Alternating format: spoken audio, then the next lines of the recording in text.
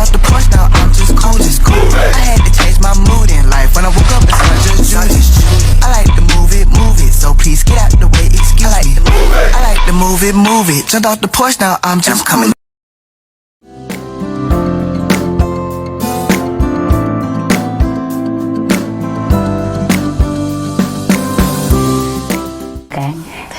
Ready? I'm ready when you are. All right. Hi, Keisha James here on this edition. No, I can do this. Happy New Year. Happy New Year. Roll tape. That's how we gonna start.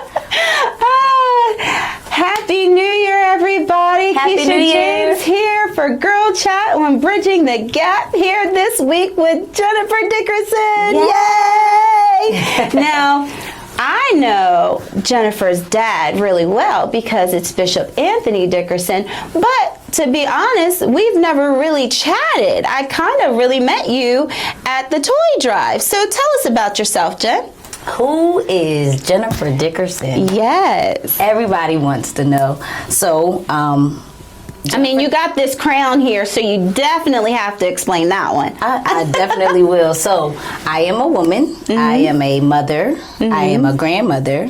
I am a leader, a trailblazer. Wait. We're going to back up. Because I get the same thing. Grandmother. Absolutely. Y'all have to realize if girlfriend stands up, she's looking childlike herself. So I'm aging backwards. That's how we do. Yes, but I am a grandmother. I am a community trailblazer. Yes, working in our community. And an advocate. Which explains this. Absolutely. Explain. A youth advocate, and most recently crowned as Miss 2026, Miss Salisbury, Maryland, in the Miss Corporate America Maryland competition pageant. So right now I hold the city title. Everybody see the city title and the crown. But in March I will be going for the state title. Wow. So that's truly exciting. So can you tell us how you got to be Miss Corporate America? What did you do? Listen. All things God, honestly. I had went to an event in Crisfield and met some really awesome people. And then one of the ladies that were in the audience, they suggested, it was like, hey, I got an article about you on my desk and what you are doing is amazing. However, the Eastern Shore doesn't always provide as many resources that you could tap into. So I think you should try to apply for this pageant. I was like, me in a pageant? Because anybody that knows me, I was definitely one of those tomboy girls. Like, you know, just I'm rolling. I had all cousins, so it was just me and my sister. My sister's all girls, but everybody around us. So, you know, boys can't play with Barbie dolls. So we had to learn how to do what the boys do. So it's sports, football, basketball. So and there was no confusion. You have to remember, we are of faith on here, so we speak biblically. Yes. So at that point, you know, we had to learn how to do those things. So that's what it was. So a pageant, that just required a whole lot. And I was like, I didn't really think that I could do it, but I did know that what I was bringing to the table was definitely worth it. So the lady said, listen, I can lead you to the water, but I can't make you drink. So there's an application fee. I'm willing to pay that for you. This was her investment into me, if you go ahead and do it. So the application came up, I filled it out, and we did a Zoom meeting with the producers, the president, everybody. And when they were there, they was like, listen, it'll take a couple of weeks to get back to you. And you know, I want to say in like 2 or 3 days, I literally got an email back saying that, you know, you have been selected as a Maryland court, which you're going to represent Maryland in the court as Miss Salisbury, Maryland. So basically the application, me telling them about what I do, solidified the fact that I was able to represent Miss Salisbury. So that's wonderful. And you're kind of like with the community and everything, you're following in your daddy's footsteps. It seems like it. You know, one of the segments that I seen, you know, I saw it and I was like, man, it looks like our visions are parallel. Yeah. But we kind of help like different sets of people. And that's pretty okay. But giving, the heart of giving is still the same. Right. It's still the same. No worries. And it's all backed by God, because nothing is given to us except by Him. And you can tell that it's so godly motivated because you weren't looking for it. It's not in your realm, like beauty pageants. Yes. But it is definitely expanding me and stretching me. And that's one of the things that I want to let young girls know, is that despite some of the circumstances that life present you, that if you allow opportunities to expand you or refine you, it doesn't have to define you, then guess what? Every princess evolves into a queen. Because I was a queen before I got the crown. This is just evidence. That's right. That's right. A manifestation of the work. And to be honest, I've never, like, growing up, you see beauty pageants and you see them, you see pageants, and they're usually younger women. Now, this looks like a younger woman, but she's a grandma. I've never in my lifetime seen anything pageant realm with grandparents. I can't ever imagine that. Yes. Look at God. Look at God. Wow. So with that, what else are you doing out there? Well, in addition to who Jennifer is, the one thing that I didn't say was I was the CEO and founder of Heart and Soul Performing Arts, also known as Heart and Soul Step Team. So this is an organization that focuses on the holistic well-being of children. Children are always underdeveloped in so many capacities. We're talking about emotionally, mentally, spiritually, academically, they're developing. And so I realized that behavior was a form of communication, and that they needed an outlet to be able to express themselves. So I created this to help increase academics and then reduce behavior infractions. Wow. But it was only in the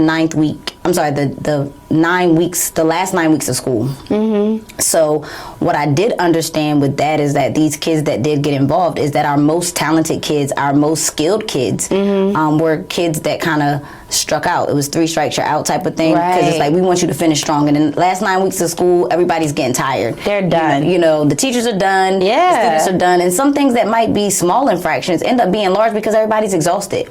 So in that, it was like 3 strikes you're out type of thing. And so what I was realizing back to that is our most talented and skilled kids were the ones that were striking out, simply because their behavior didn't meet the expectation. But what everybody else saw as misbehaving, I saw as communication. So I went to the principal at that time. I've learned that, when they're very talented or very, very well educated, they get bored. Absolutely. So when you're bored, you ain't got nothing better to do than just to make somebody give you attention, or just something, because you've already done the work. Absolutely. So that's the other side of it. So sometimes it can show up as misbehaving, and then sometimes it's mischievous. So Heart and Soul gives a platform for kids to reduce idle time, because idle time's so I had a friend that was talking about her experience.